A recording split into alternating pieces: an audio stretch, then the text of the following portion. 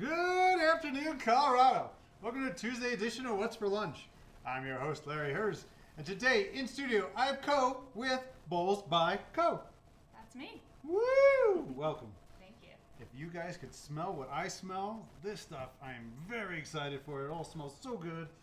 Give me a little history of you and your company. Yeah, for sure. So I'm Co, otherwise known as Caitlin. I grew up in Connecticut. My dad owned an ice cream store. My uncle owned a seafood stand on the harbor.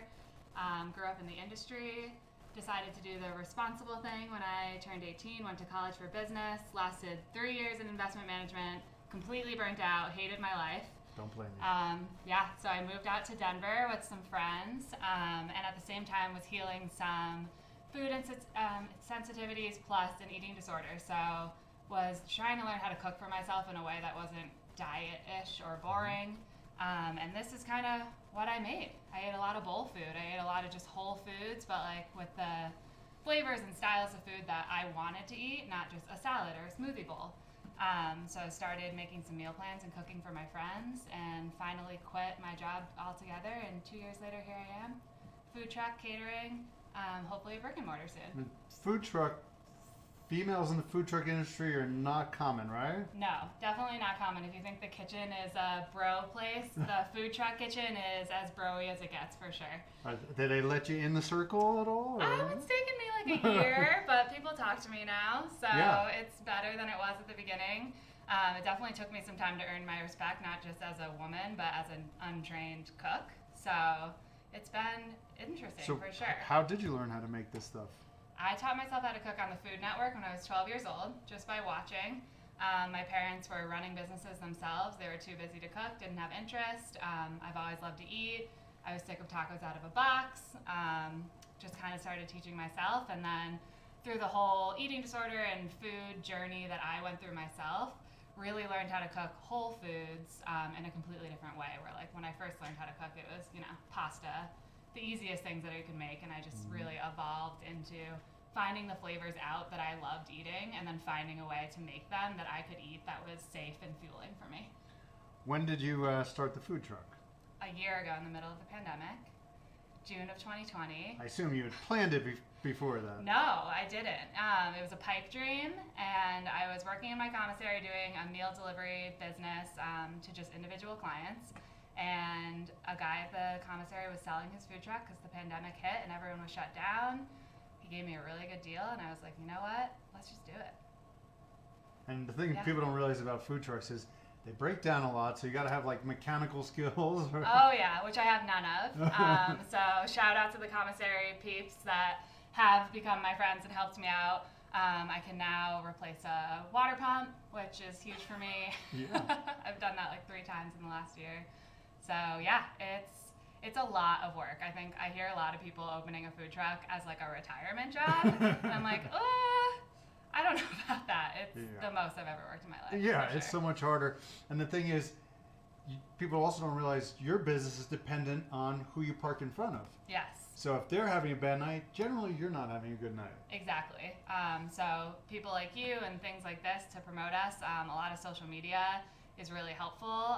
It's a whole business on a little truck, and I say running a business is hard, but running a business on wheels, like you said, that can break down, is very weather dependent. It's harder, yeah. It's a seasonal business too. Yes.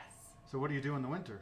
So I used to have this meal delivery service. I'm looking into brick and mortar locations because I'm really excited about this concept and just the lack of an in-between of healthy and fast food. So like most people that I know that are eating or in an office building and they're going out for lunch, I ask them, 9 out of 10 people go to Chipotle. Okay. We can do better than Chipotle, I think. So I would love to open a brick and mortar, but this office is Chick-fil-A. Chick-fil-A, yeah. So there you go with the in-between. You can either go get Chipotle, a smoothie, or Chick-fil-A. So yeah, brick and mortar is next step, but what I just launched actually is gym partnerships and wholesale. So going in to sell my bowls, allowing other businesses, mostly with health focuses, to go sell them to their own customers. Let's start talking about what you brought me for lunch today. Let's do it. You got our buffalo chicken bowl here first. So this is really the brewery-centric bowl that I created. So a lot of people see my truck and they're like, ugh, green, healthy food. I'm good on that.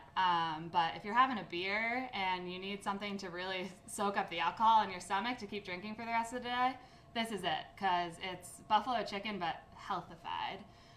We got white rice on the bottom, pulled buffalo chicken. I house make all of the sauces. We got a little garlic kale salad for some greens, roasted sweet potatoes, pickled onions, and that ranch is dairy free. So everything is really allergen friendly, but you're not going to eat this and be like, ugh, I'm eating a lame salad.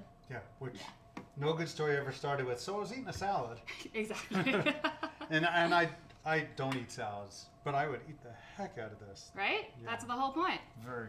Oh, Evan, you think you're getting this one? Maybe, because I'd eat all 4 of these, I think. This one's my favorite. So when I was telling you about finding all of the flavors out in restaurants that I want to eat and then recreating, this is that. So this is like a Vietnamese spring roll broken down into a deconstructed bowl. So we got brown rice, a bunch of fresh veggies. I make a cashew butter sauce, and I do it with coconut aminos, so it's soy-free, very allergen-friendly, no peanuts. And then we've got some jumbo roasted shrimp, sesame seeds, just super light and fresh, but really delicious. People have been like begging me to bottle that sauce. So Is your food keto, paleo? So paleo options, keto options, everything is gluten-free, soy-free, and refined sugar-free. So the whole point for me is take whole foods and then make it into something that you want to eat. We'll get to that one last since it's our boys. This is another summer favorite. It's our pork carnitas, so slow roasted pork carnitas. We've got a corn salad, which is my take on an elote, but I do it with dairy-free mayo that we make. A bunch of fresh herbs. I keep the corn actually raw because when it's in season, it's delicious and sweet. We got a pineapple slaw, and then again, our house-made pickled onions, and then a green goddess sauce, which is avocado-based, so a little creamy sauce on top. You don't have nutritional information, right? But ballpark, what would you think calories in these bowls? I don't count calories because I think Okay, the whole 'cause it doesn't point matter. is to eat whole foods, and if No, you're it not doesn't eating matter. processed food, it doesn't matter. Yeah. By the way, I agree with you. And finally, Finally, last but not shout out to the least, boys. The boys, Dead Veggies, Daniel and Matt, make this kimchi. It's local vegan kimchi. It's unbelievable. And then I actually wrote this recipe with them. So it's a Korean braised beef, which is similar to bulgogi, but we do it slow cooked, and then it just falls apart. Some of that braising liquid's in the bowl, and then we house make our pickles as well. So it's going to be like a sweet and spicy Asian style pickle. And then, of course, their kimchi really rounds it all out. It's probably my favorite bowl. So, Dead Veggies, check them out on Instagram or anything. They make kimchi, they make kimchi hot sauce. Yes. And you can see them on the truck because we help each other out. We've been best friends for a long time. So Matt will be on the truck with me a lot of the time. Yeah, sweet guys. I think I have to have their bowl. Yes. All right, so people want to know, where can they find you? So the food truck schedule is always posted on my Instagram at BowlsbyKO. And like you said, in the winter, when we start to slow down, look out for that brick and mortar coming soon. And Platform Fitness right now in Rhino is a gym that you can order my meals through or go pick up at their location. So they order it on your website? They'll actually order it through the gym, Which is Platform Strength. Platformstrength.com. You can go on there and order these bowls right now. Starting next week. So, winter. Come find the truck first, and Okay. then this winter. Do you know where the truck's going to be in the near future? Yes, we're going to be at Joyride Brewing in Love Sloan's Lake Joyride, tomorrow, yeah. and then New Terrain in Golden, which is our biggest location. Dog park, hiking trails, beautiful spot. We'll be there on Saturday. And what approximately hours? 12 to 10. Yeah, all day. It's a long day. Sounds horrible. What's your website? It is BowlsbyKO.com, BowlsbyKO, and Instagram is at BowlsbyKO as well. Give her a follow. I know this is going to be good. You put that beef with this kimchi with that pickle. Make sure you get a pickle. Is that a perfect bite? Perfect bite. Did we forget anything? I think we got it. All right. Pleasure to meet you. It's very nice to meet you too. Thank you so much for coming. Thank you. We'll be back at this tomorrow. We got, I don't remember who's on tomorrow, but somebody good for What's for Lunch. Let's eat. And that's where I'm having for lunch.